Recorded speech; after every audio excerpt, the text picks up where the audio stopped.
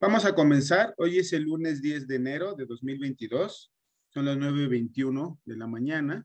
Estamos en la clase de Indoamérica y América Colonial del tercer semestre de la licenciatura en Historia de la ENES Morelia y vamos a hablar hoy sobre el descubrimiento, la conquista y la colonización de Caribe, Centro y Sudamérica, que se dice fácil y rápido, pero son varios procesos que hay que situar y hay que ir avanzando para para entender o tratar de identificar sobre todo los principales momentos y procesos que nos van a ayudar a, a tener una idea pues más cabal de estos temas.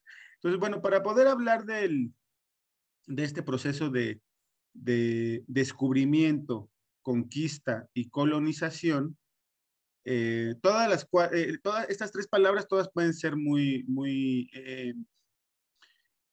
en sí mismas problemáticas, ¿no? Pero muy problemáticas porque, bueno, dicen, es que América no fue descubierta, ¿no? La conquista no fue una conquista, fue una invasión, etcétera, etcétera. Cada una de estas palabras, descubrimiento, conquista, colonización, ha llevado incluso a historiadores a problematizarlas. Ahorita no nos vamos a detener mucho en esas problemáticas que básicamente son de índole pues teórico e historiográfico. Lo que vamos a enfocarnos es a los procesos que nos permiten explicar o comprender, mejor dicho, pues lo que se esconde detrás de ellas.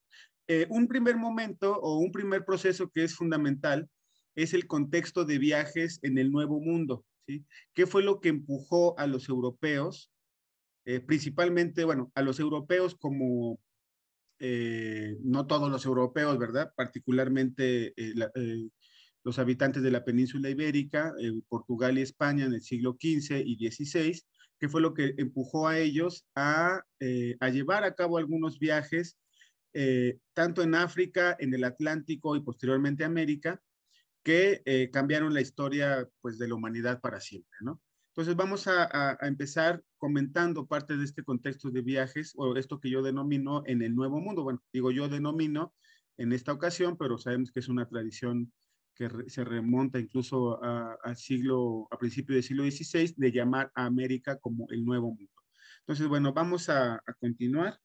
Bueno, lo primero que habría que hacer, y esto es muy importante desde el punto de vista de la geohistoria, que es la disciplina, la licenciatura en la que ustedes se están formando, siempre muy importante pensar la concepción que se tiene del mundo.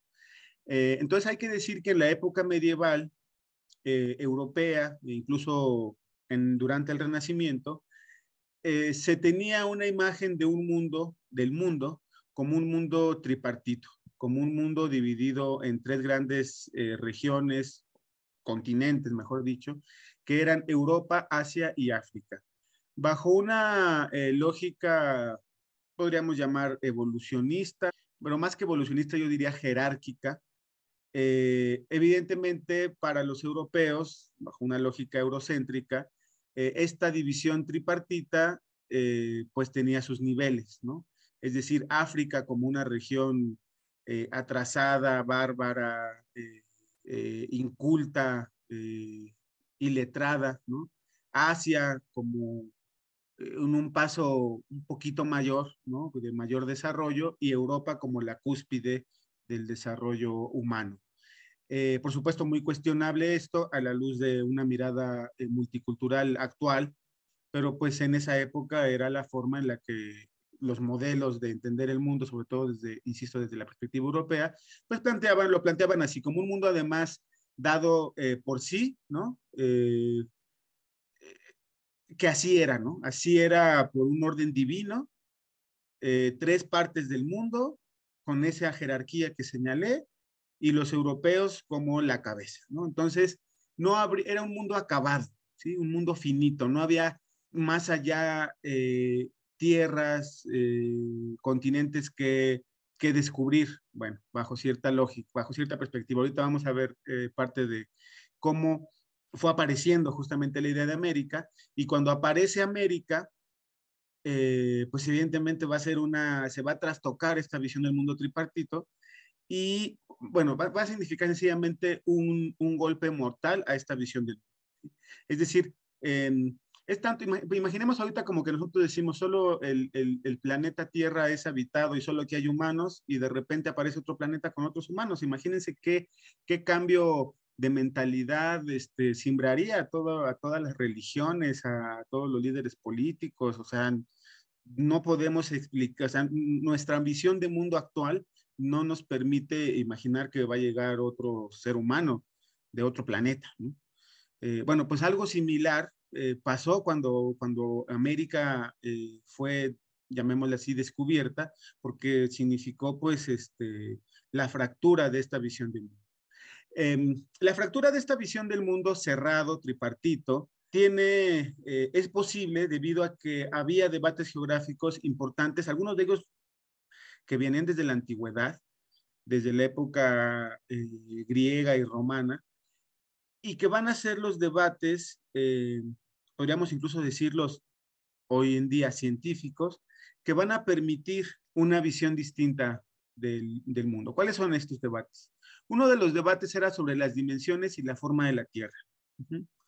La idea de que la Tierra era esférica, que muchas veces en una visión muy popular decimos, pues se le ocurrió a Colón, ¿no? Como si fuera una ocurrencia. No, no es así, no es una idea, una ocurrencia de Colón, es un planteamiento de muy antiguo que mucha gente había planteado, ¿sí? La idea de que la Tierra era una esfera, ¿sí? Pero que pues nadie había comprobado, si era una esfera, navegar por Occidente para llegar a Oriente, ¿no? Entonces, bueno, algunos dirían que una visión medieval muy conservadora plantearía la Tierra como una superficie plana, pero visiones que retomaban, renacentistas más audaces, llamémosle así, que retomaban discusiones de los clásicos, planteaban una forma esférica. Ahora, bueno, es una esfera, dirían algunos, está bien, pero ¿de qué tamaño es esa esfera? ¿Cuánto mide su diámetro? Eso era otra discusión. Algunos pensarían que era como hoy sabemos que es, el tamaño que tiene, pero habría otra visión que plantearía unas dimensiones menores. Es decir, habría quienes plantearían que la Tierra sí era una esfera, pero una esfera más pequeña de lo que en realidad es, ¿no? Otra discusión importante era qué había más en el mundo, si más agua o más tierra. Hoy en día sabemos que la mayor cantidad de la superficie terrestre está cubierta por agua, ¿no? Como 2/3 partes. Son océanos, ¿no? El Océano Pacífico, ¿no? Ocupa una gran cantidad de la superficie, y casi le sumamos el Atlántico, el Índico, pero en esa época no, en esa época decían, ¿será que las tierras son islas dentro de grandes océanos? ¿O será que los océanos son grandes lagos en medio de mucha tierra? ¿Sí? Esos son el tipo de discusiones que estaban. Entonces, Colón, por ejemplo, estaría en el ánimo de que la Tierra es una esfera. Él era de los partidarios de que la dimensión de la esfera era menor. Precisamente por eso se anima y anima a los reyes católicos a hacer este viaje hacia Occidente buscando Oriente. ¿Por qué? Pues porque él asumía que el diámetro de la Tierra era muchísimo menor, ¿sí? Eh, y otro debate importante era, bueno, ¿y si la Tierra eh, es una esfera, y hay toda una lógica allí aristotélica, de la física aristotélica, y hay tierra emergida en el norte, entiendas Europa, Asia, parte de África, y la Tierra es una esfera? ¿Qué acaso del otro lado de la esfera no tendría que haber otras tierras emergidas, ¿sí? Que hicieran un contrapeso? Ahorita lo vamos a ver más claro en un mapa. Y esas tierras que estarían totalmente del otro lado de Europa, del otro lado de la esfera, ¿no? Pues serían las tierras antípodas. Incluso hay páginas, y la otra vez estaba yo de ocioso, estaba viendo en unas páginas web, que hay lugares donde pones antípoda de tal lugar, entonces tú pones antípoda de México.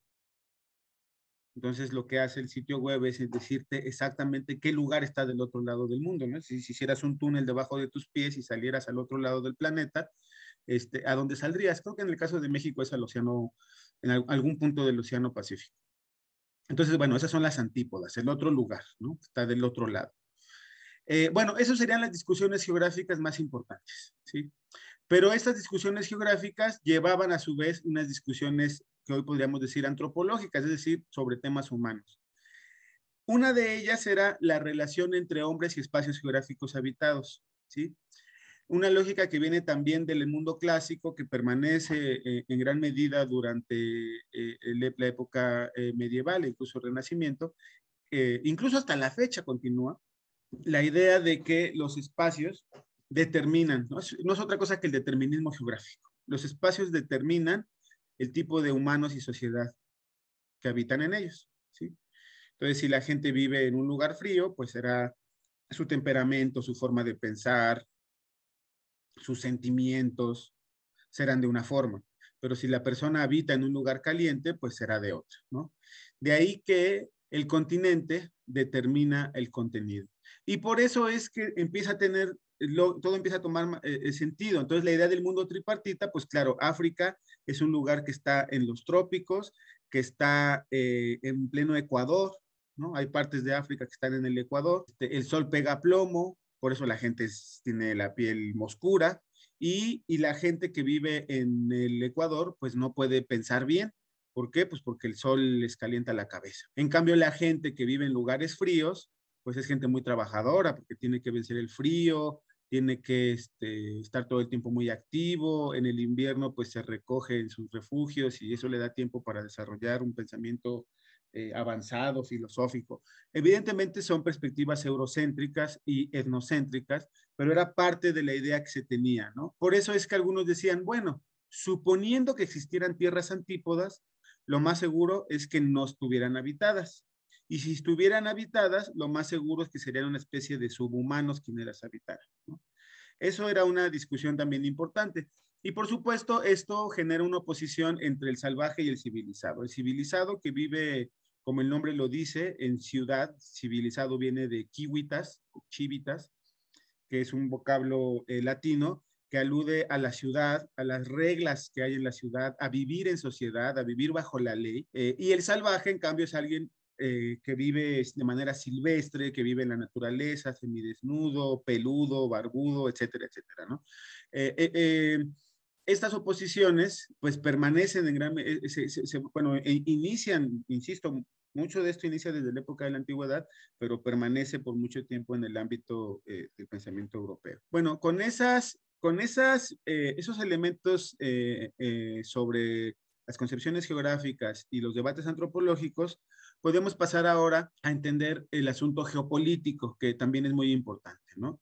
Entendiendo la geopolítica, también el nombre nos lo dice, como la manera en cómo se ejerce y se desarrolla el ejercicio del poder en el espacio, ¿no? Particularmente, bueno, del poder político, ¿no? Entonces, bueno, ¿qué es lo que sucede hacia mediados del siglo XV? Bueno, primero decir que sí, a mediados del siglo XV y con anterioridad, cobró mucha fuerza el comercio con el lejano oriente, ¿no? Entre Europa y el lejano oriente, eso seguramente ustedes lo saben, porque es un tema que normalmente sí se suele ver en cursos de historia, pero lo resumo muy rápidamente. Cobra importancia el comercio entre Europa y el lejano oriente a través de la famosa ruta de la seda, que pasa por Medio Oriente, por Tierra Santa, Siria, Persia, Irak, etcétera, etcétera, hasta llegar a India, China. Y esta ruta es muy importante para las élites europeas porque gracias a esta ruta pueden acceder a productos pues que justamente son requeridos por las élites, que justamente los hacen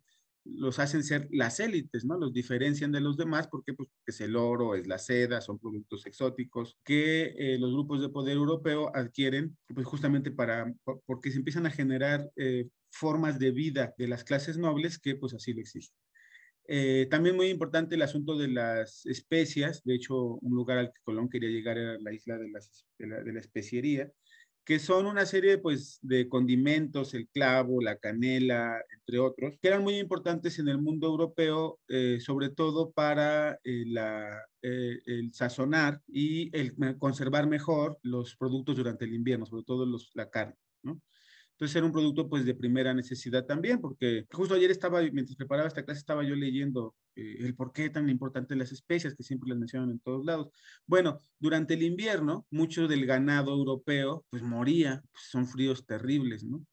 Entonces lo que hacían era que tenían, antes de que empezaran las peores épocas del invierno, pues lo que tenían que hacer era pues sacrificar o matar los animales, ¿no? El ganado, y pues los salaban, que es la manera más típica de conservar la carne, hasta que se inventa el frigorífico, los frigoríficos a finales, si no me equivoco, del siglo XIX, o sea, esto no va a pasar hasta mucho tiempo después, los refrigeradores. Y entonces, pues me imagino que de noviembre, diciembre, pues ya, o sea, ya estaba ahí la carne metida pues, en lugares, no sé, en depósitos, salada, ¿no? Y pues conforme le iban usando, enero, febrero, marzo, pues esa carne iba perdiendo su sabor y su buena consistencia. Me imagino que el frío propio de Europa también ayudaba a conservarla. El punto está en que al momento de usar esa carne, pues poderla condimentar era bueno, ¿no? Ya hacía que supiera mejor y todo estuviera mejor. Y pues las élites también, me imagino que las élites en un primer lugar y después se va extendiendo a otros sectores de la población, pues empiezan a requerir estos productos. Estos productos básicamente eran acercados a los europeos por los venecianos, que fueron los grandes comerciantes que desde Italia viajaban a Constantinopla, posteriormente Estambul, actual Turquía, y de ahí pues se hacían de productos. Pero ¿qué sucede? Que justamente a mediados del siglo XV, este lugar cae en manos de los turcos, Estambul, y adiós amigos. ¿Quieres tus especias, tu seda, tu oro? Pues págalo más caro. Y esto no va a ser nada del gusto de, cuando hablo de europeos, pues estamos hablando, por supuesto, sobre todo italianos, y paulatinamente van a ir teniendo mayor empuje a otros lugares de Países Bajos, Francia, España, etcétera. Bueno, entonces esta pugna por las rutas de intercambio entre Europa y el Lejano Oriente obliga a los europeos a buscar nuevas rutas porque no quieren pasar, digámosle así, por la aduana de los árabes o de los turcos, a los que tenían que pagarle los productos pues, más caros, ¿no? Porque eran los intermediarios. Entonces tenemos varias pugnas. Una pugna es entre Venecia y Génova, que se pelean por ver cuál es la ciudad más importante del Mediterráneo en el comercio con Oriente. Venecia va a llevarlas de ganar. Y posteriormente esto se ve rebasado por la pugna entre árabes y cristianos, porque los árabes están en el norte de África, están en varios lugares de Medio Oriente, y una pugna posterior va a venir entre Portugal y España, cuando se empieza entonces a abrir la ruta, ya no a través del Mediterráneo y del Medio Oriente, sino la ruta por toda la costa occidental de África, y entonces ahí los portugueses y los españoles, que hasta ese momento habían jugado un papel secundario, empiezan a cobrar mayor relevancia porque la nueva ruta que se busca pues es la ruta africana. Entonces aquí llegamos a este mapa. Venecia está como por acá, entonces el comercio era a través del Mediterráneo, a través incluso del Mar Negro, llegaban aquí y se hacía la ruta hacia Oriente, ¿no? Una ruta terrestre. Cuando aquí está Estambul, cuando todo el paso hacia el lejano oriente está tomado por turcos y árabes, estas naciones europeas pues empiezan a buscar otras rutas. ¿Quiénes son los primeros que empiezan a buscar esas rutas a través de África? Pues los portugueses. Entonces los portugueses van a ser los grandes viajeros y exploradores del siglo XV. Se juntan un montón de cosas, por eso les decía que eran muchas cosas que se iban a tener que explicar para ir entendiendo estas cosas, estos procesos. ¿Qué viene aquí? También el asunto de el avance en las formas de navegación. ¿Sí? ¿Cuáles son algunos de los avances más importantes? La brújula, por supuesto, ¿no? La navegación por medio de la observación del cielo y de las estrellas, que varias de estas técnicas, pues los europeos las retoman pues también de otros, ¿no? En este caso de los árabes. Se decía, por ejemplo, que Cristóbal Colón era un buen navegante porque navegaba como los moros. ¿A qué se refería con que navegaba como los moros? Pues que navegaba con técnicas que había aprendido a los árabes. Cristóbal Colón en su momento fue uno de los mejores, de los mejores navegantes y de la gente una de las personas que había viajado en todos los mares conocidos, casi, ¿no? De marinero muy experimentado. Entonces, tener la brújula para ubicarse con el norte, tener un conocimiento del cielo para guiarse con las estrellas, el astrolabio, que es otro elemento que se usaba en la navegación. No tengo ahorita muy fresca la explicación de cómo funcionaba, pero servía para medir ángulos justamente de las estrellas con relación al horizonte, que eso permitía, por supuesto, pues tener una orientación en alta mar, donde no había referencias terrestres. Otra innovación importante, embarcaciones de mayores dimensiones y rápidas, o sea, grandes, pero rápidas.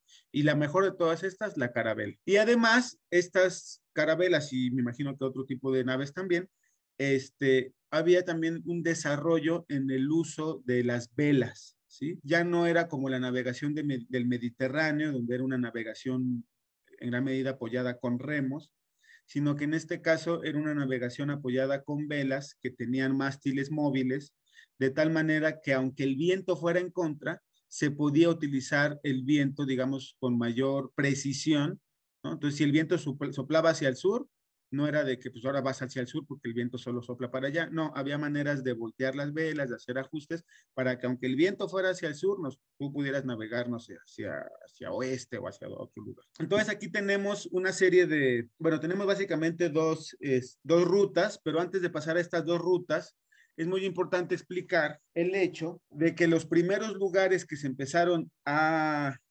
conquistar en este proceso de expansión ibérico, ¿no? Cuando hablo de ibérico me refiero a la península ibérica en su conjunto, tanto español, sobre todo encabezado por los castellanos y portugués. Uno de los primeros lugares, o algunos de los primeros lugares, mejor dicho, donde se expanden, pues son las islas del Atlántico. Entonces tenemos como los portugueses se instalan en las islas Azores, en las islas Madeira, en las islas Cabo Verde, y otras que están más para acá, como por acá, que aquí no aparecen, y que son también muy importantes y que esas fueron dominio de los españoles, son las Islas Canarias. Por cierto, el año pasado fueron famosas las Islas Canarias a nivel mundial por una serie de erupciones que hubo en alguna de esas islas.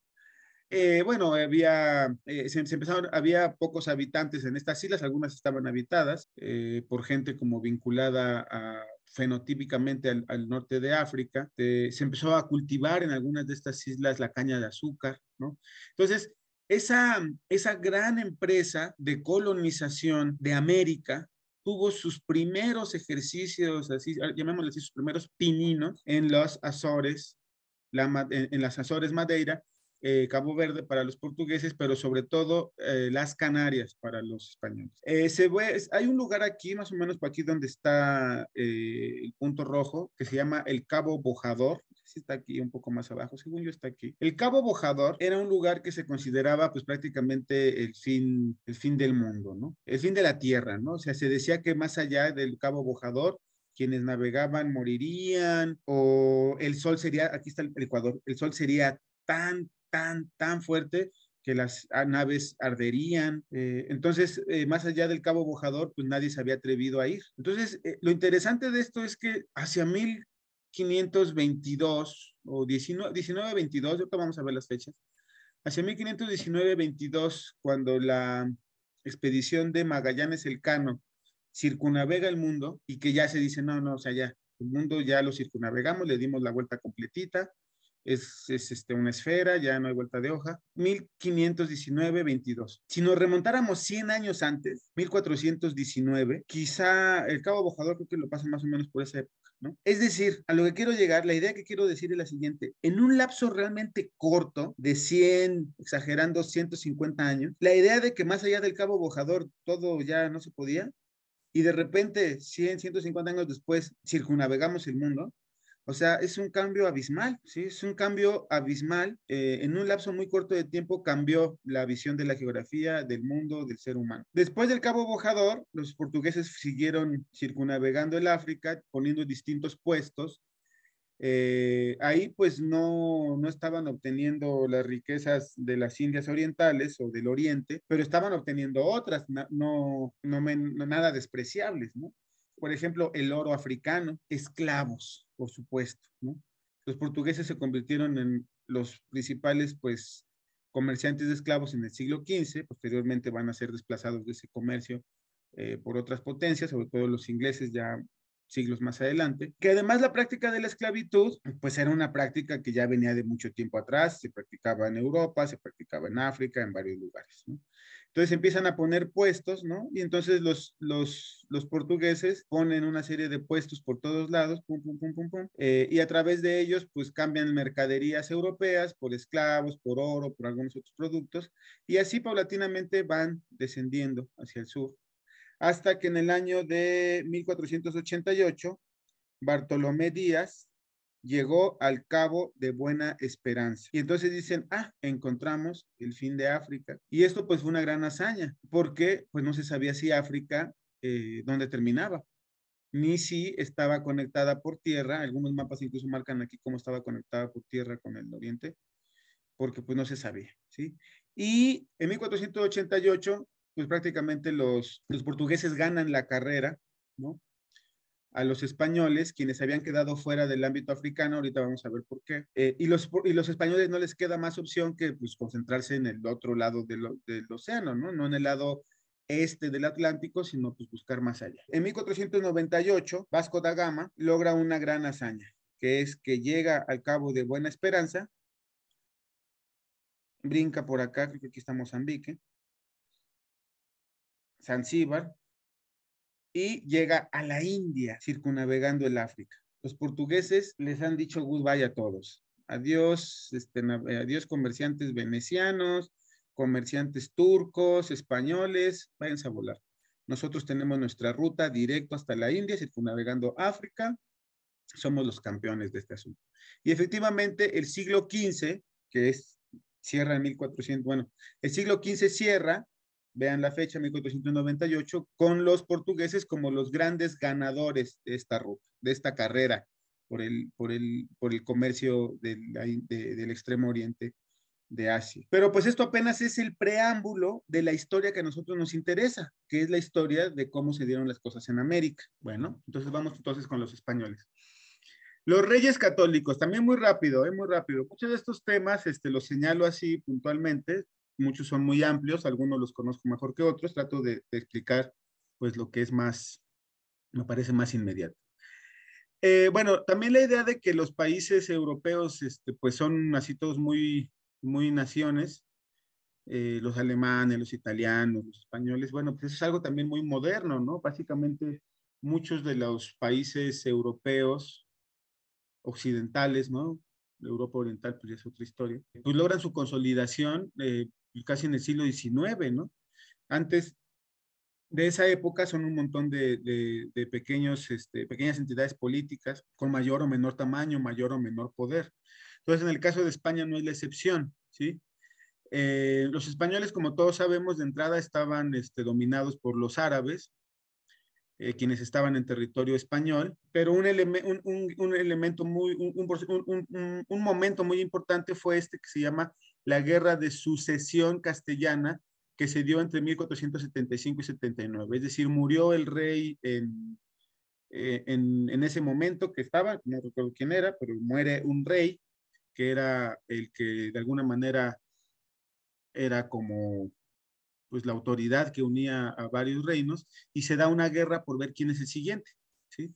Esta guerra va a durar 4 años y concluye con la unión de dos coronas a través de los famosos reyes católicos, Fernando II de Aragón e Isabel I de Castilla. Entonces, este matrimonio de los llamados reyes católicos se da y en 1479 se consolidan como una sola corona, se da la unificación de las coronas de Aragón y Castilla, y entre 79 y 92, estamos hablando de 13 años, estos dos reyes, Fernando e Isabel, pues se dedicaron a expulsar a los musulmanes, ¿sí? Y hacer algunas exploraciones en el Atlántico, ¿sí? Sobre todo en las Islas Canarias. Entonces, bueno, mientras los portugueses estaban encarrerados navegando el África y haciendo sus cosas en Madeira, en las Azores, pues los españoles, o en este caso Fernando e Isabel, pues más bien estaban preocupados por cierta estabilidad política después de una guerra que los llevó al poder. Y estaban preocupados por expulsar a los musulmanes. También ayer, justo mientras preparaba la clase, veía por qué los portugueses no se preocuparon por expulsar a los árabes. No, sí, también se preocuparon. El punto está en que Portugal es un país más pequeño. Entonces, expulsar a los árabes fue relativamente más rápido, pues porque el territorio era menor. En el caso de los españoles, que tenían un territorio mucho mayor, a los portugueses, por supuesto, pues les llevó más tiempo expulsar a los árabes. Los reyes católicos reinaron desde 1479, cuando concluye la Guerra de Sucesión Castellana, hasta 1504. bueno, 1504, que es la fecha en la que muere Isabel I. Fernando de Aragón va a morir hasta 1516, entonces básicamente por eso tengo estas fechas. La expulsión de los musulmanes va a significar varias cosas. Por un lado, la consolidación, la legitimación de estos reyes católicos en todos los territorios pues hispánicos, ¿no? De la península ibérica que estaban bajo su poder, pues quedan como los grandes triunfadores. Y además, pues, defienden la religión católica y esto les hace, pues, obtener importantes beneficios, ¿no? Que se van a rever bastante, se van a ver reflejados en la colonización de América de parte del Papa, ¿no? Aquí vamos a ver algunos mapas para que se entienda un poco más lo que yo venía señalando. Este es un mapa de Teodosio Macrobio, que es también un geógrafo de la antigüedad, olvidado durante mucho tiempo, pero que en este ánimo de descubrimientos y de exploraciones del siglo XVI, XV y XVI es retomado. Es decir, se reimprime su obra, ¿no? Sabemos que mucho de la época del Renacimiento, pues muchos autores clásicos fueron reeditados, ¿no? Fueron retomados. Entonces, miren, este mapa justamente refleja esto, ¿no? Esto que yo les decía. Aquí está Europa, aquí está Asia, por ahí dice India, aquí dice África, ¿sí? Y vean cómo tiene unas líneas que nosotros ya conocemos bien. Aquí, bueno, aquí no está la línea, pero aquí estaría el Ecuador. Luego está esta otra, que pasa por acá, que sería como el trópico de Capricornio, digo, de Cáncer. Y este que está acá, que sería el círculo polar ártico. Y entonces lo que tenemos aquí, vean lo que dice. En los extremos dice frígida, que significa frío, tierra fría. Y aquí abajo, tierra fría. Entre el trópico, entre el círculo ártico y el trópico, y entre el círculo ártico y el trópico, tenemos una temperata antipodum, nobis incógnita, ¿sí? Y acá arriba también debe decir por ahí, no dice temperata. Pero quiere decir tierra fría, tierra templada. Tierra fría, tierra fría, tierra templada. Y aquí perústano, pero me imagino que puede ser caliente. Entonces aquí tenemos la zona caliente, ¿no? Del Ecuador. Aquí tenemos la tierra, vean, entonces la tierra por antonomasia para ser habitada es la tierra templada, ¿no? Por eso los europeos viven en la tierra templada, porque ellos viven en la tierra que es apta para que vivan los humanos, pues, buenos humanos, ¿no? Como ellos. Entonces, esta es la antípoda de la que estábamos hablando. Entonces decían, bueno, si tuviera que haber un equilibrio, si la Tierra realmente es una esfera, tendría que haber un contrapeso del otro lado del mundo para que hubiera ese equilibrio, ¿sí? Y esa Tierra que estaría del otro lado, pues sería la antípoda del orbis terrarum. Esto que está aquí, que es el espacio conocido, se conoce como la ecúmene. Recibe dos nombres, la ecúmene, que es el espacio, el mundo conocido, y también se le llama el orbis terrarum, que es el orbe de la Tierra o la isla de la Tierra, ¿sí? Porque finalmente, bajo esta visión, pues los continentes son una gran isla. Entonces tenemos el orbis terrarum o la ecúmene, y en el lado de antípodo tenemos aquí por eso dice antípoda templada, nobis incógnita, que en latín significa para nosotros desconocida. Entonces, este es el tipo de cosas que los europeos sí estaban dispuestos a aceptar dentro de su visión de mundo, ¿no? Es decir, bueno, pues puede ser que allá en el sur haya una antípoda, ¿no? Puede ser, porque pues así lo dicen los antiguos clásicos, es lógico, bajo la lógica aristotélica, etcétera, etcétera, ¿no? Es muy difícil saber qué es lo que pensaba la gente. Cuando estoy hablando de Teodosio Macrobio, la antípoda, si la Tierra era más grande o menos grande, etcétera, pues esas eran discusiones de algunos que les interesaba, pues al resto, la mayoría de la gente en Europa, pues podía vivir su vida cotidiana sin estar preocupándose por estas cosas, ¿no? Entonces, bueno, tomar en cuenta que la historia de las mentalidades es algo difícil a veces sí es difícil, pero sobre todo tengamos cuidado en que las generalizaciones pues a veces son hipótesis para tratar de entender una época, pero no quiere decir que todos los humanos en esa época pensaran igual. En este caso, habría dos grandes grupos de gente que pensaba en estas cosas. Por un lado, los, llamémosles académicos, ya existían las universidades, los religiosos, los teólogos, o sea, todo ese grupo de gente de letras, esa gente les interesaba. Y por otro lado, había gente que no era de letras, pero era de acción, entiéndase, los marineros. ¿Sí? Los marineros que estos navegaban, iban, comerciaban, surcaban. Esos dos grandes grupos, el de los marineros, el de la gente de letras, y sumaría un tercer grupo, la gente de poder, la nobleza, sobre todo los reyes, la gente que tomaba decisiones políticas. Pues esos eran los tres grupos que realmente se preocupaban por este tipo de cosas. Muchos de los demás, pues, como hasta la fecha, pues vivimos en el cotidiano sin preocuparnos. Bueno, vamos a seguir avanzando porque los temas son interesantísimos. Este esquema viene de un libro que ustedes deben leer en algún momento de su, no voy a decir de su vida, en algún momento de su formación de licenciatura, porque son historiadores, que es el libro de la invención de América del Mundo Gorman. Rápidamente, no voy a resumir ahorita eso, no viene al caso, solamente retomo este esquema. La idea de, bueno, pues, entonces, una vez que los reyes católicos expulsan a los musulmanes, en 1492, chéquense la época, o sea, en el mismo año, en el mismo año en que expulsan a los musulmanes, es el mismo año en que le dan luz verde a Colón. O sea, estos reyes no perdían el tiempo, andaban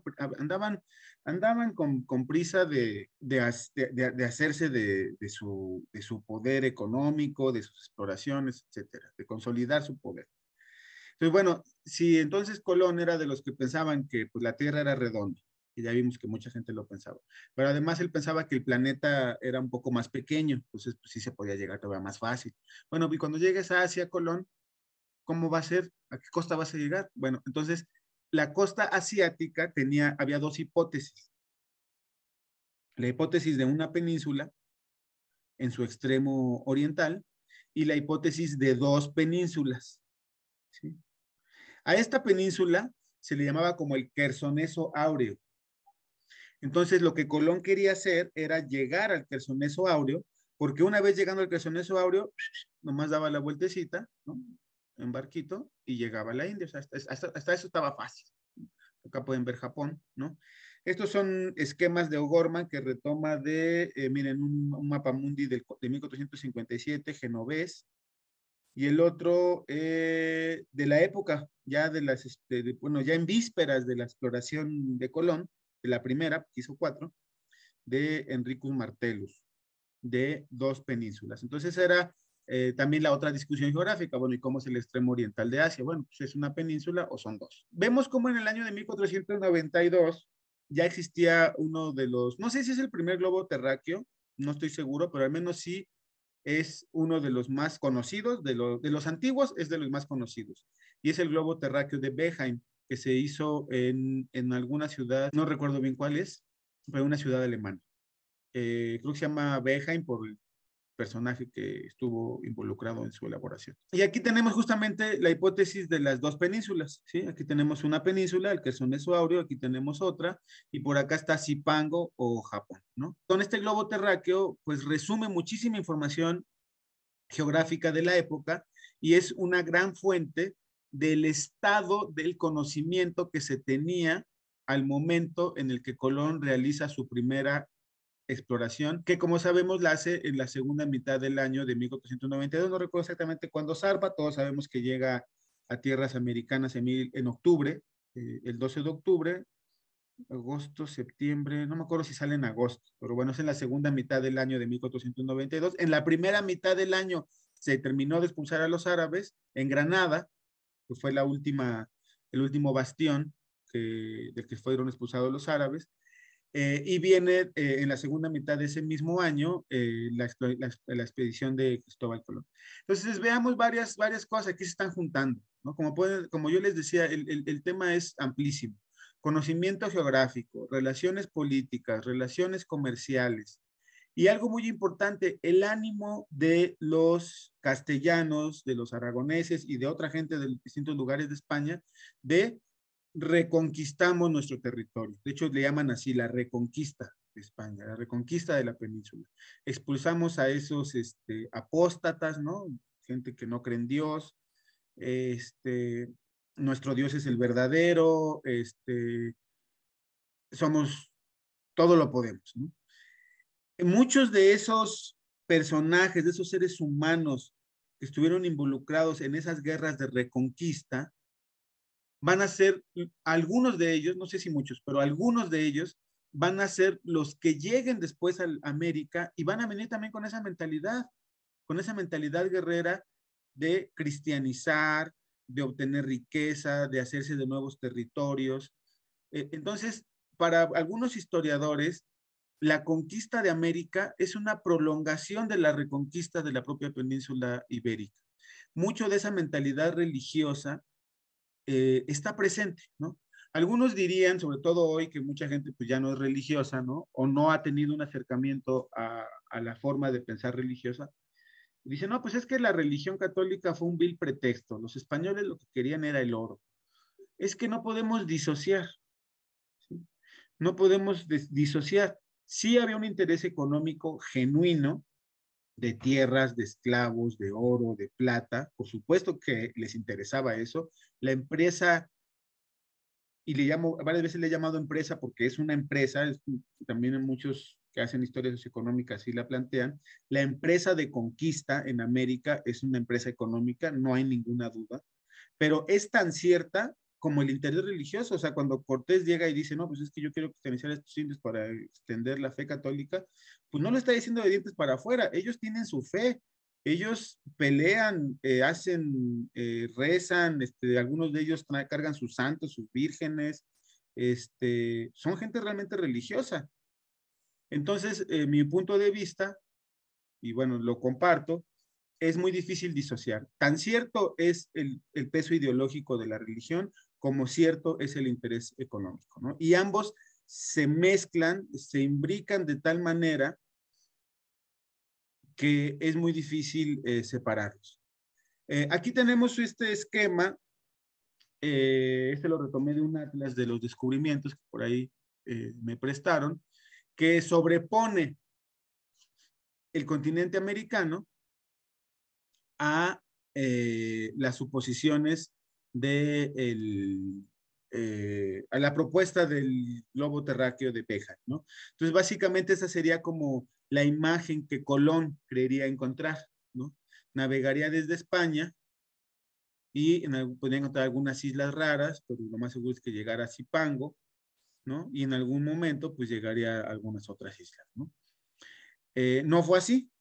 Entonces, vamos a ver, ahorita lo que viene son unas diapositivas que son en parte un resumen de lo que estoy diciendo, entonces espero eso me permita ir un poco más rápido.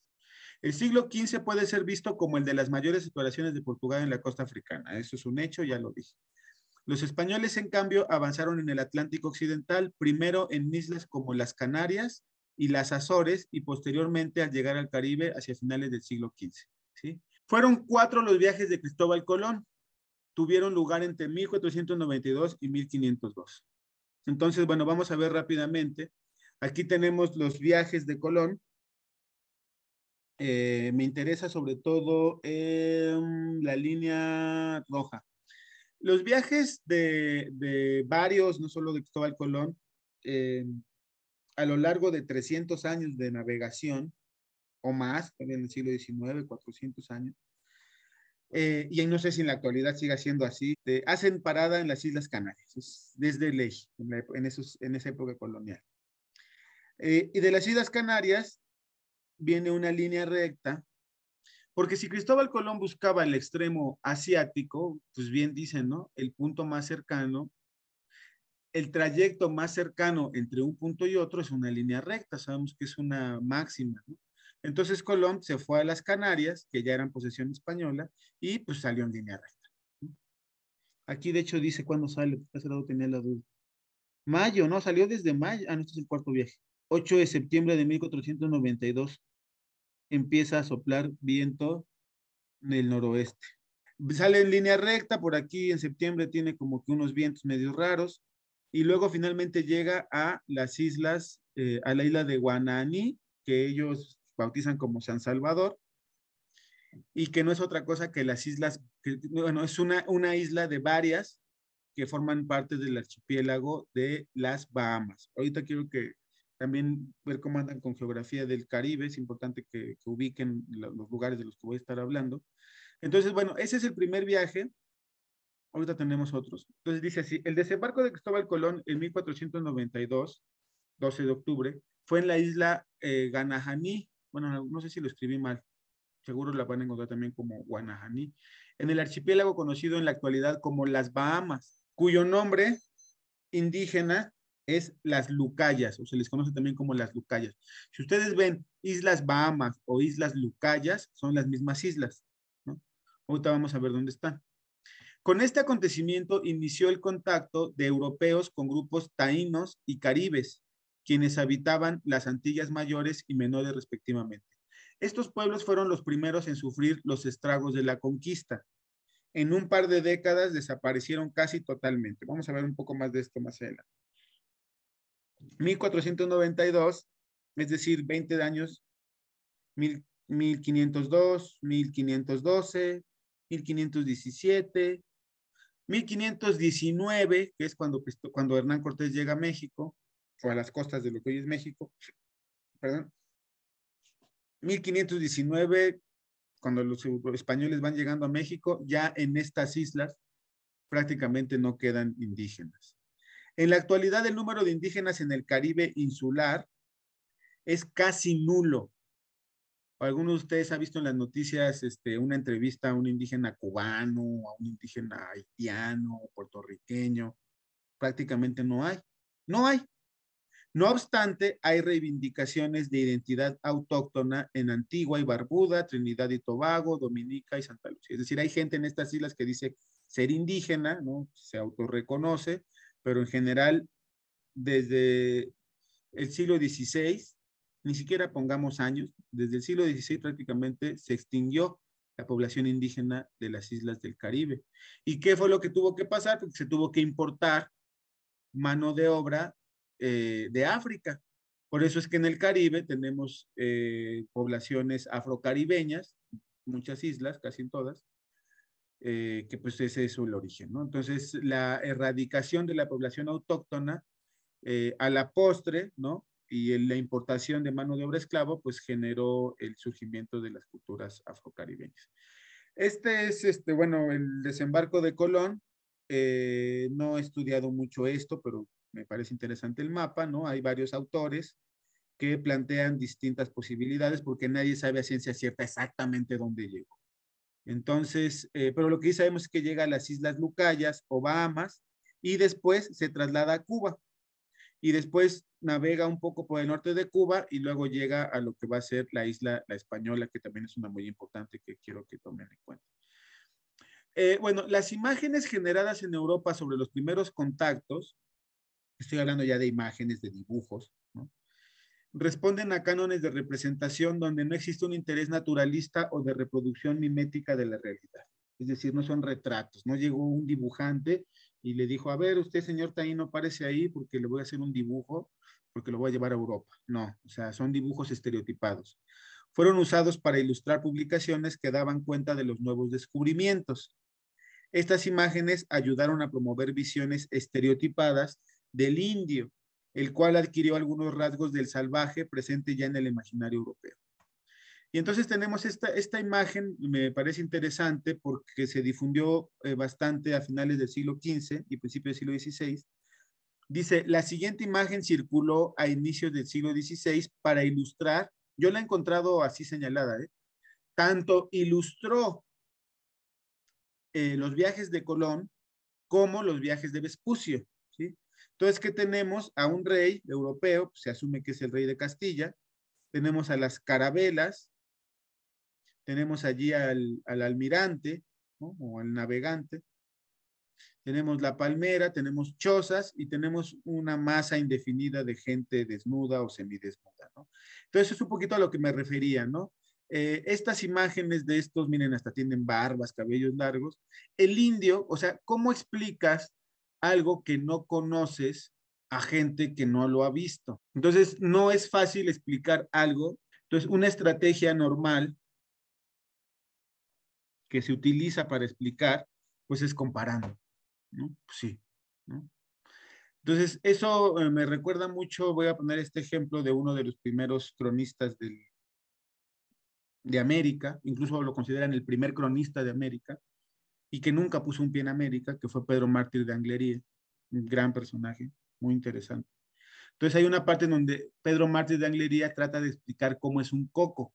Un coco, la fruta, bueno, no es una fruta, de hecho, la semilla de la palmera. ¿Cómo explica qué es un coco a gente que nunca había visto un coco? Dice, ah, pues mira, es algo grande, redondo, como de tanto tamaño, es duro como el caparazón de una tortuga, dentro tiene una carnita blanca como no sé qué y tiene un agua salada. Entonces, bueno, la comparación, ¿no? Es fundamental. Entonces, veamos esto, ya Colón viaja y llega aquí. Y entonces, ¿quiénes son? ¿Estas islas cuáles son? ¿Estas islas son las antípodas? ¿Colón llegaste a las antípodas? ¿O llegaste a Zipango? ¿O a dónde llegaste? ¿Y esa gente cómo es?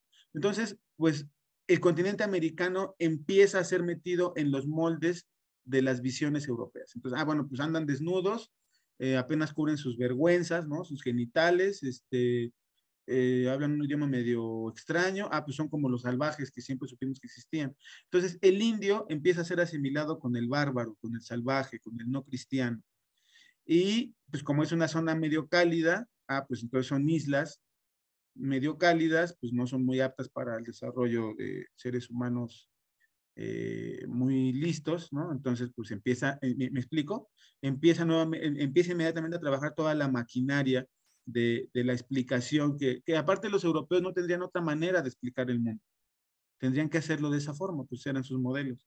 Bueno, Colón interpretó a la isla de Cuba como una de las penínsulas del extremo oriental de Asia, las cuales estaban presentes en el imaginario geográfico de la época. Entonces vamos a ver, este es un esquema también del mundo Gorman. Entonces vean qué interesante. Esta es la isla de Cuba. Colón en su segundo viaje navega todo esto. Dice que no llegó al final de la isla, ¿no? ¿No? Y lo digo claramente, dice, porque quién sabe si realmente sí la navegó y no quiso decirlo. Entonces él dijo, no, Cuba no es, o sea, Colón nunca aceptó que Cuba era una isla. Él dijo que era tierra firme. Entonces, Gorman propone que, bueno, Catay es China, provincia china de Mangui, y seguramente esto era una parte de China, como Cuba para Colón no era más que tierra firme, entonces seguramente Cuba en algún momento iba a dar una vuelta hacia el sur y terminaría en el Quersoneso que era la península que les comentaba. Entonces, esa es la geografía que Colón está imaginando para explicar el hallazgo de la isla de Cuba. Pero entonces tendría que buscar ese paso, ¿no? Por el sur del Quersoneso tendría que buscarlo. Y eso lo hacen en sus siguientes viajes. Es decir, los 4 viajes de Colón, todos van enfocados a buscar el paso hacia la India o hacia el extremo oriental de Asia. Todos lo sabemos, o me imagino que todos lo saben, y si no, pues ahora debe quedarles claro. Colón murió y nunca lo sacaron de la idea de que él había llegado al extremo de Asia. O sea, él nunca dijo que llegó a América, jamás lo aceptó. Porque además aceptar que llegaba a América era muy difícil, porque era reconocer que había otro continente ahí en medio, para los cuales, para lo cual, no solo Colón, sino muchos europeos de la época, navegantes u hombres de letras, no estaban dispuestos a aceptar algo así, porque era algo fuera de su visión de mundo. Entonces, en busca de un estrecho que le permitiera continuar su viaje hacia el oeste, Colón realizó su cuarto y último viaje en 1502. Ahorita creo que tengo un esquema de los 4 viajes. En este viaje se acercó a la península de Yucatán, aunque no desembarcó en ella, y recorrió la costa de Honduras a Costa Rica. Nótese la R, como así la pronuncian los costarricenses, Rica. De Honduras a Costa Rica. Parece que en este viaje él y su tripulación entablaron contacto con una embarcación de comerciantes mayas. Vamos a ver a qué me refiero. Entonces, este es el Caribe, ¿no? No le hagan caso a las líneas de los viajes. Ahorita no quiero que vean las islas de los viajes. Ahorita lo que quiero es que vean los territorios, porque quiero que quede claro de qué estamos hablando aquí. Todo esto es la cuenca del Caribe, ¿sí? Del mar Caribe. Tenemos 2 Caribes. El Caribe insular, que es el Caribe el nombre lo dice, ínsula, de islas, ¿sí? Donde tenemos tres grandes islas, cuatro grandes islas que son las Antillas Mayores, cuatro. La más grande, Cuba. En siguiente, la Española, así se le conocía en la época colonial, así le vamos a decir en este curso o en las clases que nos quedan, como la Española. Actualmente la Española tiene una parte que es República Dominicana en el oriente y otra parte que es Haití en el occidente. ¿Ah? Esa es la Española. Luego tenemos la isla de Jamaica, que está acá abajo. Jamaica y la otra, Puerto Rico. Esas son las cuatro Antillas mayores, no hay más. Y luego tenemos las Antillas menores, que son este montón de islas que empiezan por acá con Trinidad y Tobago, Montserrat, San Martín, Dominica, La Redonda, etcétera, etcétera. ¿Sí? Las Islas Caimán, ¿qué se llaman las Caimán que están por acá? Bueno, en fin, todas estas que es el arco de Antillas menores.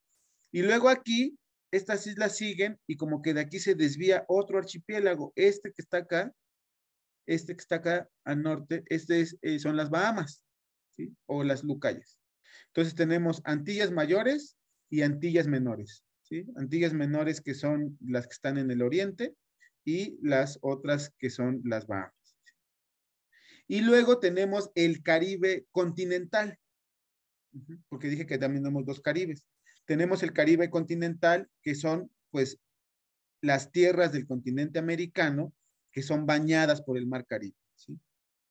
Ah, miren, aquí Antillas menores también ponen a estas que están enfrente de Venezuela, que son Aruba, Bonaire y Curazao, ¿sí? Isla Margarita supongo que también entra. Entonces tenemos la costa de Venezuela, llega hasta esta península, que se llama la península de La Guajira. ¿Sí? Esta península de La Guajira es la frontera entre Venezuela y Colombia. ¿Sí?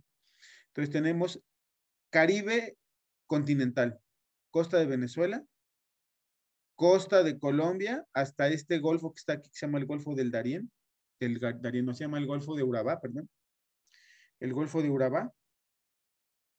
Luego tenemos Panamá, tenemos Costa Rica, tenemos Nicaragua, tenemos Honduras, un pedacitito de Guatemala, Puerto Barrio se llama uno, otro Livingston. Bueno, aquí tenemos una parte de Guatemala, Belice y Quintana Roo. ¿No? Entonces decimos, el Caribe mexicano. Pues sí, porque México tiene parte en el Caribe. ¿No? Entonces tenemos el único país centroamericano que no tiene costas en el Caribe es El Salvador, que está solo tiene costa en el Atlántico, en el Pacífico. Acá está, El Salvador. Entonces, y por supuesto tenemos una parte del Caribe también en la Florida, ¿no? Estados Unidos. ¿Sí? Entonces, eso es quiero que lo visualicen, que lo revisen. Entonces, ahora sí vamos a ver estos viajes de Colón. Primer viaje del 92, sabemos que llega en octubre, pero se entretienen, y regresa en 93. Aquí no viene completa la línea, solo sabíamos que venía de las Bahamas, llega a esta parte de Cuba, hay unas vueltecillas, llega al norte de la isla española, funda un fuerte, que es el fuerte de Natal, deja un montón de gente ahí y regresa a España. Es un viaje muy breve, bueno, no es nada breve, breve en el sentido de la tierra descubierta, llamémosle así, solo es un pedacito de Cuba y ni siquiera toda la española, pero fue todo un hito, ¿no?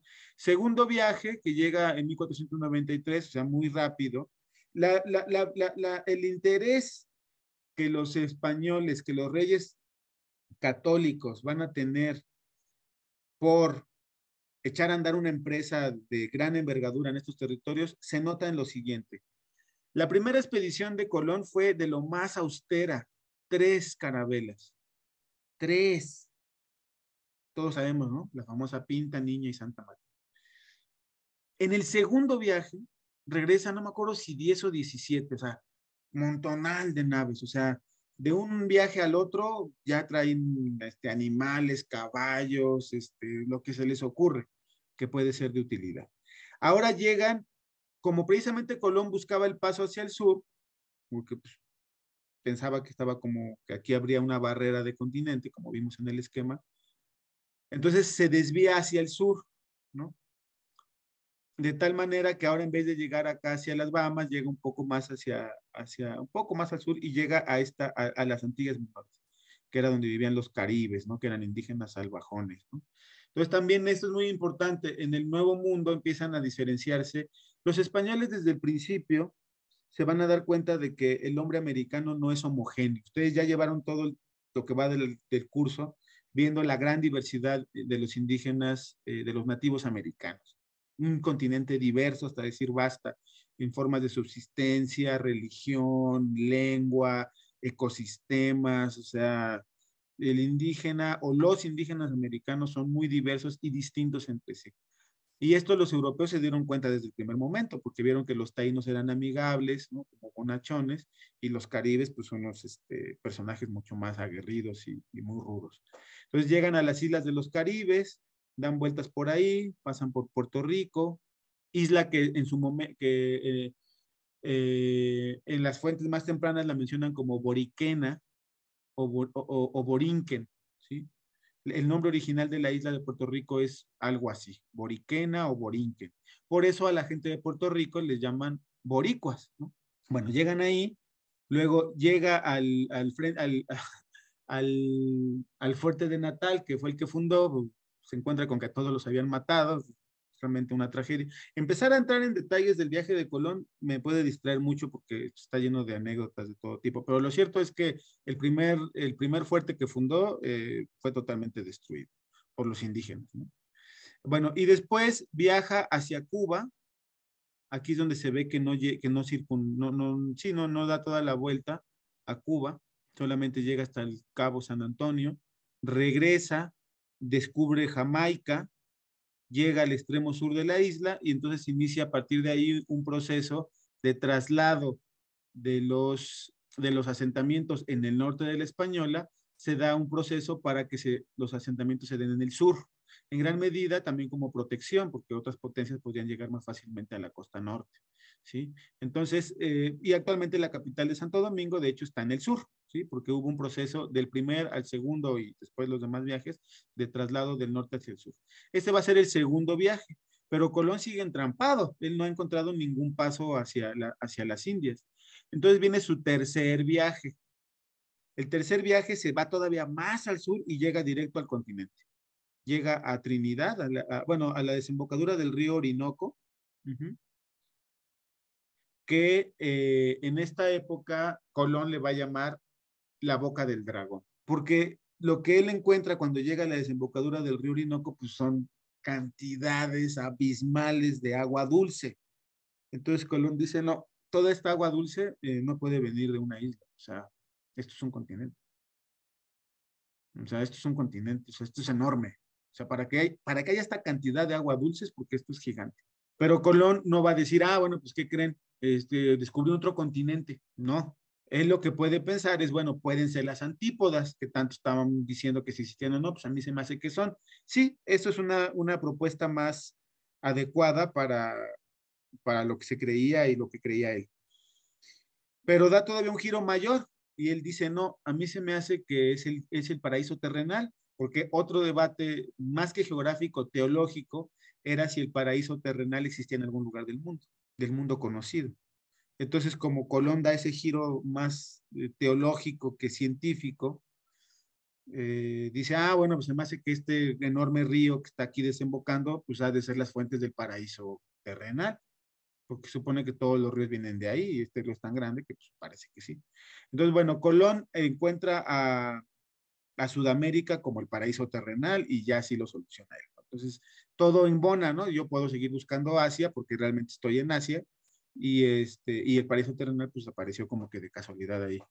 Bueno, se sigue, ¿no? Recorre la costa, ¿no? Parece que entra al Golfo de Maracaibo, que es este que está acá, llega hasta la península de La Guajira y regresa a la Española.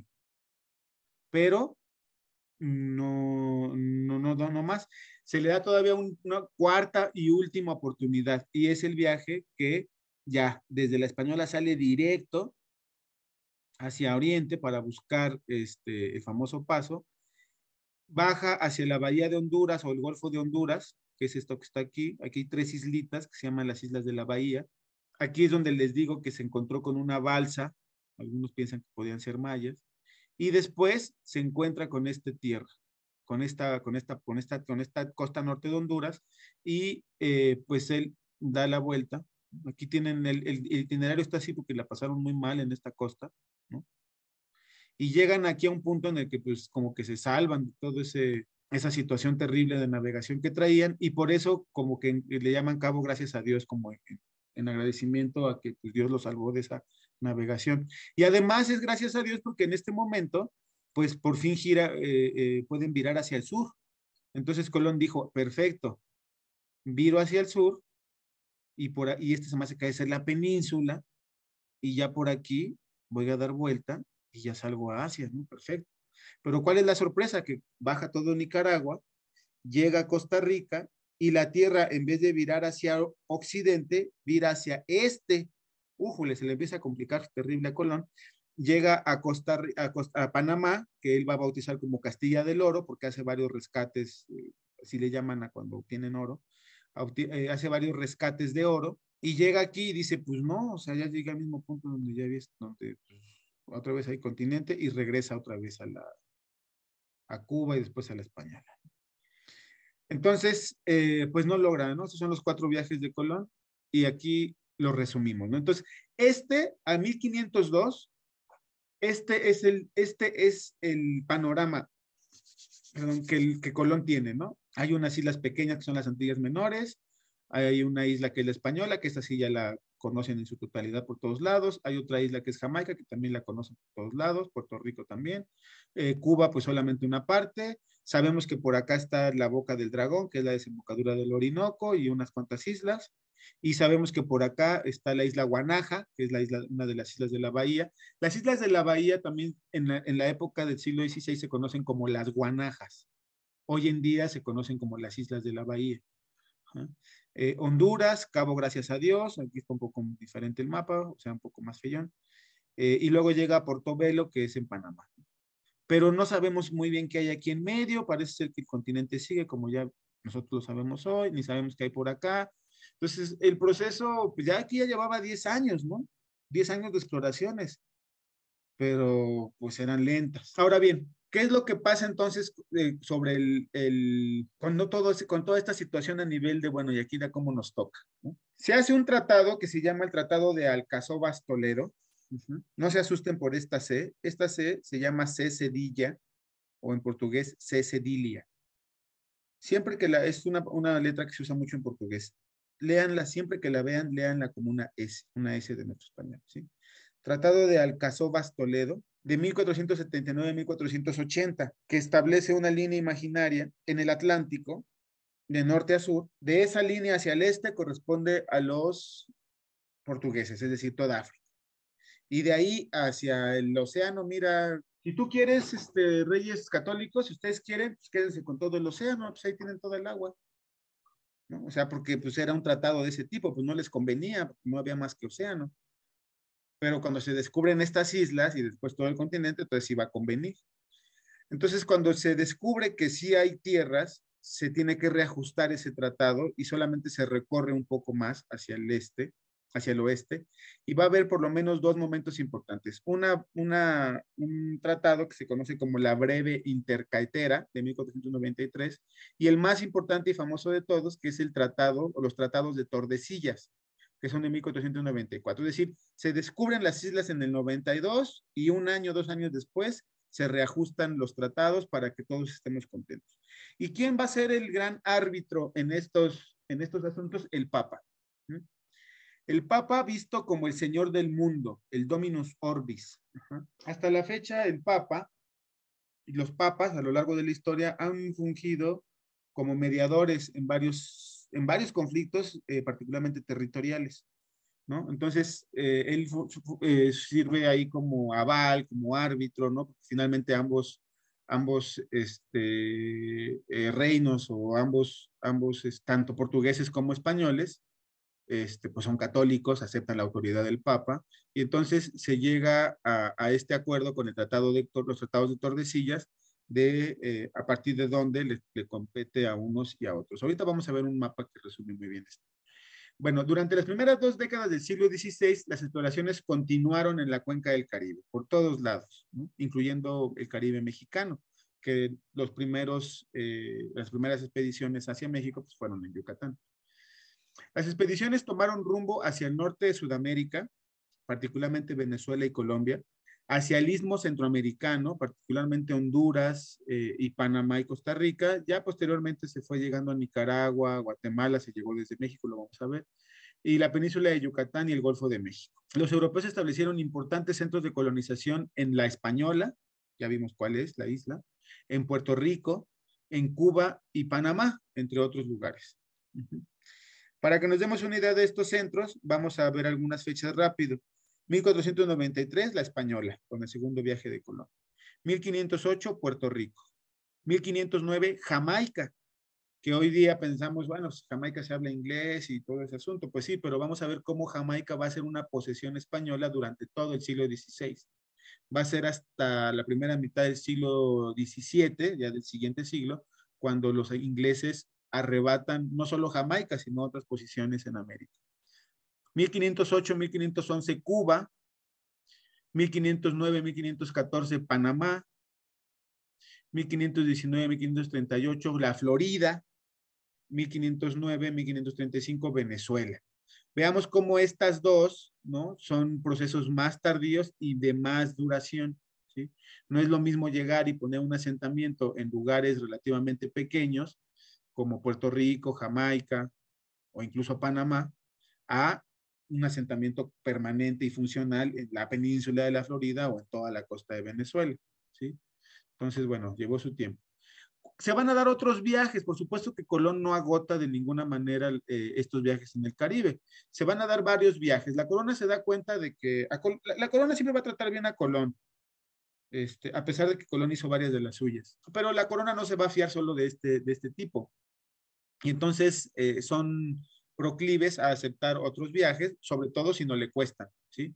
Entonces la corona va a permitir, y eso va a ser una política de exploración y de conquista, va a permitir que empresarios privados hagan expediciones siempre y cuando reconozcan la autoridad de los territorios de los reyes católicos y por supuesto le otorguen la parte de la ganancia que normalmente se establece en el famoso quinto real, que es una quinta parte de lo que se obtenga, me lo das.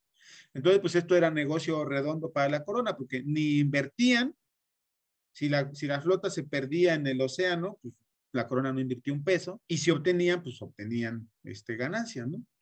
Uno de los pocos, o uno, no sé si qué tan pocos fueron, pero uno de los que sí obtuvo financiamiento real, pues fue el mismo Colón. Por eso es que a Colón lo cuestionaban mucho algunas personas, a él y a sus hermanos, pues porque estos sí viajaban con dineros y con financiamiento real, y muchos otros, en cambio, eran empresarios. Entonces, sí, estoy hablando de empresarios porque bajo cierta perspectiva bastante económica, los conquistadores españoles en América no son otra cosa que empresarios guerreros, empresarios comerciantes, pero sobre todo guerreros, ¿sí? Militares, ¿sí?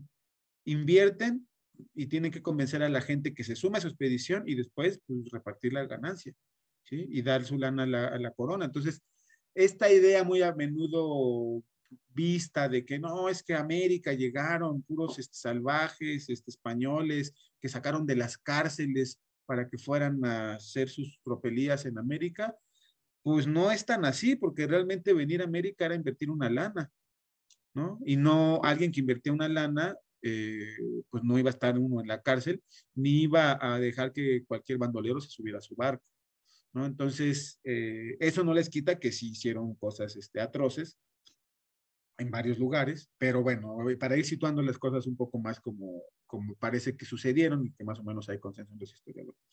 Entonces, bueno, se dan estos viajes que se conocen como los viajes andaluces, porque se hicieron particularmente desde puertos de Andalucía entre el 99, a partir de 1499 y 1500, y que siguen la ruta del tercer viaje de Colón, es decir, el viaje que va a Venezuela, y exploran el norte de Sudamérica, hoy Venezuela y Colombia. Vamos a ver algunos de estos viajes muy rápido. Ya con esto creo que vamos a ir concluyendo. Tenemos el viaje de Vicente Yáñez Pinzón, Alonso de Ojeda, Juan de la Cosa y Américo Vespucio por la costa venezolana, el primer viaje andaluz. Todos estos son unos personajazos de primer nivel. Juan de la Cosa, uno de los cartógrafos y navegantes más importantes de la época. Américo Vespucio, también un gran navegante y que pues, por él le pusieron América al continente. Y Alonso de Ojeda, uno de los grandes conquistadores de la época, un personaje muy interesante. Incluso hay una novela que se basa en la vida de él, se llama El Caballero de la Virgen, por si alguien la quiere buscar, de Ramón Blasco Ibáñez, un gran escritor español. Un gran conquistador que no conquistó nada, porque él estuvo muy involucrado en la conquista fue el principal conquistador de la Española, acompañó a los Colón, acompañó a Juan de la Cosa, Américo Vespucio, es el gran modelo de conquistador. Muchos como Cortés, como Pizarro y como otros conquistadores tienen en su mente la imagen de Alonso de Ojeda como el gran conquistador, pero Alonso de Ojeda nunca, siempre le fue mal, siempre que lograba, era un gran militar, pero nunca obtuvo algo pues, que valiera la pena, y cuando finalmente lo obtuvo, naufragó, en fin, le fue muy mal. Entonces, bueno, se da este viaje por la costa de Venezuela, que le va a permitir a Juan de la Cosa hacer un mapa, ahorita lo vamos a ver. El segundo viaje andaluz, ahí está Pero Alonso Niño y Cristóbal Guerra. El tercer viaje andaluz, otro de Vicente Yáñez Pinzón. Y el cuarto viaje andaluz, Diego Lepe. Y me parece que hay más viajes, pero estos son algunos que quería mencionar. En 1501, Rodolfo de Bastidas fue el primero en explorar Cartagena, la desembocadura del río Magdalena y el Golfo del Darién, acompañado por Juan de la Cosa. En 1504, la exploración de Juan de la Cosa en la costa colombiana y en el Darién, ¿no? Vamos a ver todo esto en el mapa para que quede más claro. Entonces aquí los tenemos. Ahora sí vamos otra vez a las rutas. Tenemos el viaje de Alonso de Ojeda, que de la Española llega a la península de La Guajira.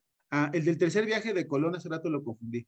El tercer viaje de Colón solo está acá en el Orinoco, por la desembocadura del Orinoco, esto que está aquí que se llama la península de Paria. Y aquí, ¿no? Este fue el viaje de Colón. Y más bien el otro, el que está como es que este es morado, el otro que está como en rosita, este es el viaje de Ojeda.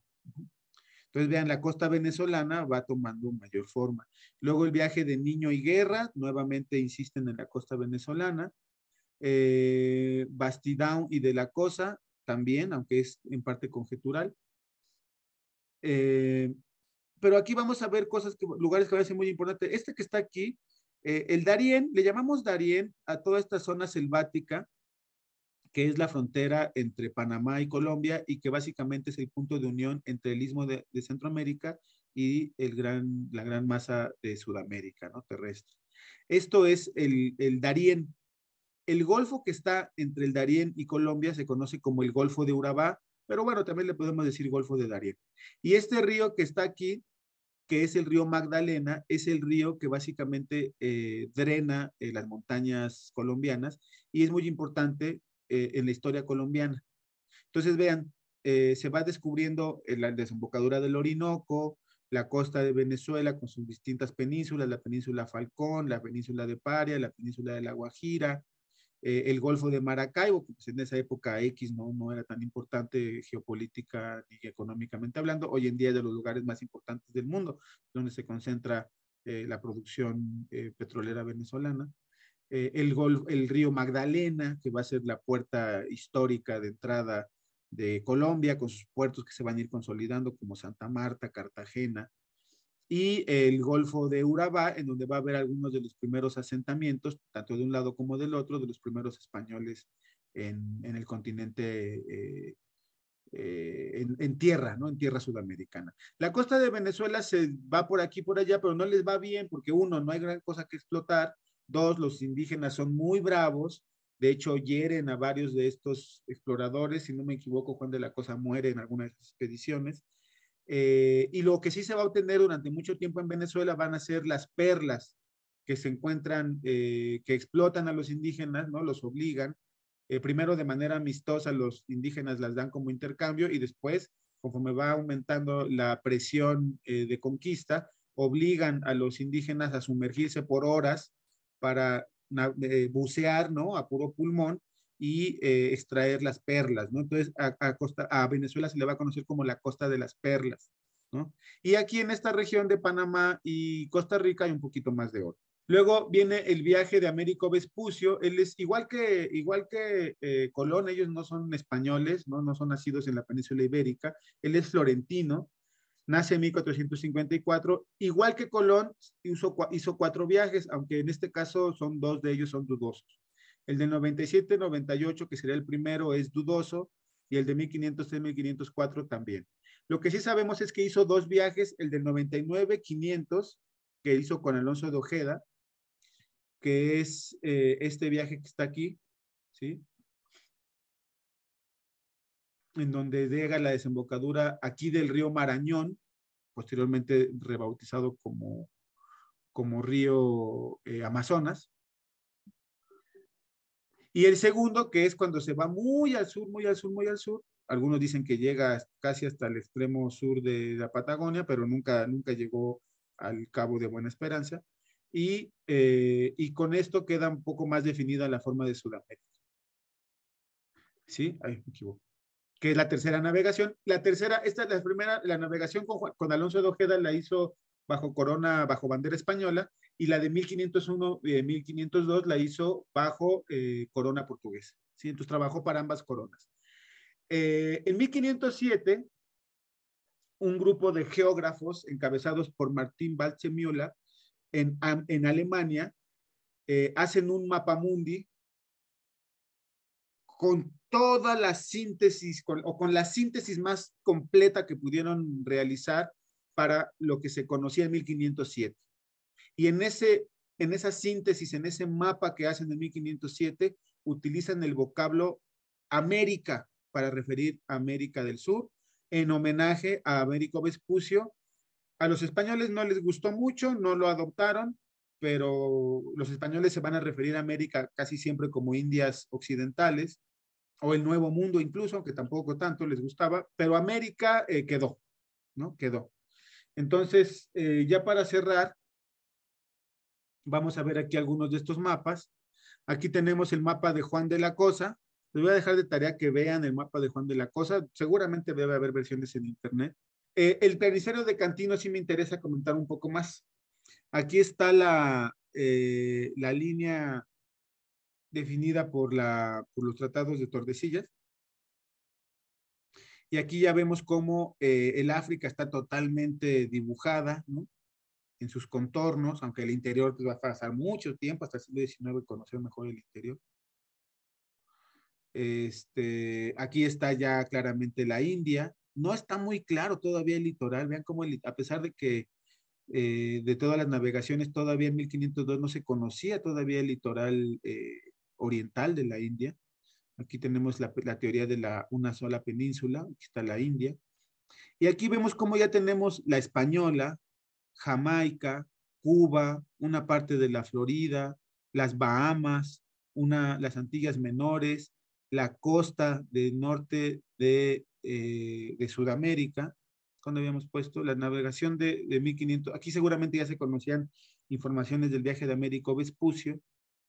Y entonces, esta línea marca de esta línea hacia el occidente español y de esta línea hacia el oriente portugués. Por eso es que los portugueses pueden empezar a poner su pie y sus barcos en la costa que después fue Brasil. Y ustedes dirán, ¿y eso que está al norte qué? ¿O qué es esta isla? Bueno, no, ahí está como una isla, pero bueno, básicamente está refiriendo, las proporciones no son las más adecuadas, también está integrando información de viajes no sé si se llamaba Sebastián Caboto, pero bueno, son viajes de portugueses y franceses también, si no me equivoco. No sé si aquí no tengo muy clara la cronología, pero son básicamente, creo que son portugueses, que ya estaban, que también se habían aventurado hacia el norte, y esto aquí lo que está refiriendo es la península del Labrador, en Canadá. Incluso por acá parece que es Groenlandia. Entonces, bueno, ya por ahí va apareciendo esto. Y aquí tenemos el mapa de Martin Waldseemüller. Si alguno de ustedes toma clases de alemán, me dice mejor, pero creo que por ahí va la pronunciación, Waldseemüller. Y vean cómo es una enorme tira. Aquí está una parte muy, muy breve de Norteamérica, Cuba, la Española, las islas. Aquí todavía se está, fíjense cómo todavía se está dibujando un estrecho, que es ese estrecho que Colón siempre buscó de manera infructuosa. Y por aquí, si no me equivoco, es en esta parte donde dice América. Es la primera vez, 1507, que aparece el nombre de América para referir al Nuevo Mundo. Bastante temprano, si lo vemos bajo cierta perspectiva, 15 años desde la llegada de Colón, no es mucho tiempo. Y, eh, y este es pues el mapa, ¿no? Pues me quedé corto con otras cosas que quería señalar, se va muy rápido el tiempo, pero